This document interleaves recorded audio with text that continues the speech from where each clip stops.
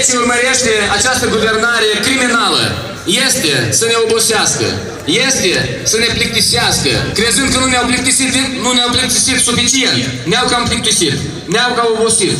Nu mai putem amâna plecarea lor din fruntea țării noastre. Nu mai putem amâna. Iată de ce le-am explicat că de nivelul de comunicare a cetățeanului cu acești criminali depindea acțiunile noastre de viitor. I-am spus primului ministru că trebuie să-și asume, de rând cu noi toți,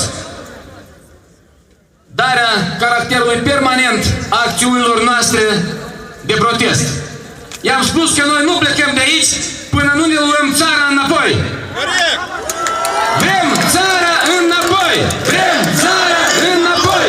Vrem țara înapoi! Vrem țara înapoi! Vrem țara înapoi! Vrem țara înapoi! Vrem țara înapoi!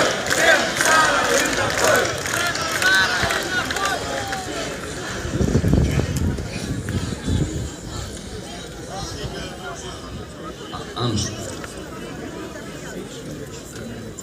Până la blocare trebuie să le demonstrăm.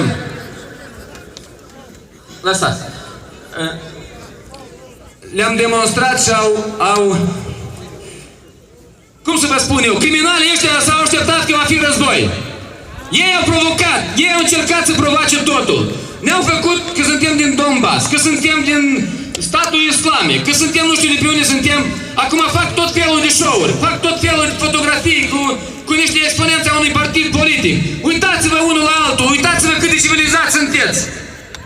Sunteți niște oameni extraordinari. Ei au crezut că aici vor veni criminali ca și ei.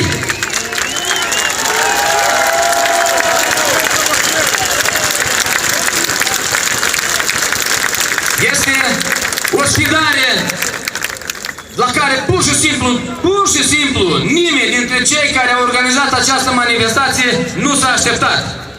Acești indivizi au învățat o lecție pe de rost. Să ne tot amâne, să tot creeze comisii. Guvernul vrea să facă un grup de lucru, să ne așezăm, să discutăm, să chefuim, să bem cafea. Nu avem timp de asta. Totuși,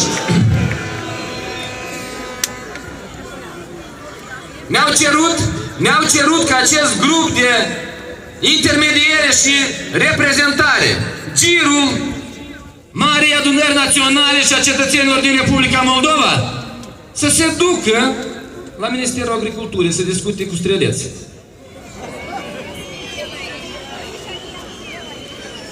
Decizia colectivă luată de acest grup a fost: nu mergem nici la un fel de Minister al Agriculturii. Cel care reprezintă, sau cel care, într-o societate normală, guvernarea este reprezentată de guvern, vom rămâne aici și dacă cei care vor să discute cu noi vor dori, nu vom pleca la Ministerul Agriculturii, vom rămâne aici. Vom mai face o tentativă în așteptarea lui Timofti Candu și, de ce nu, a celor doi bandiți de lux acestei țări, Plahotniuc și Filat.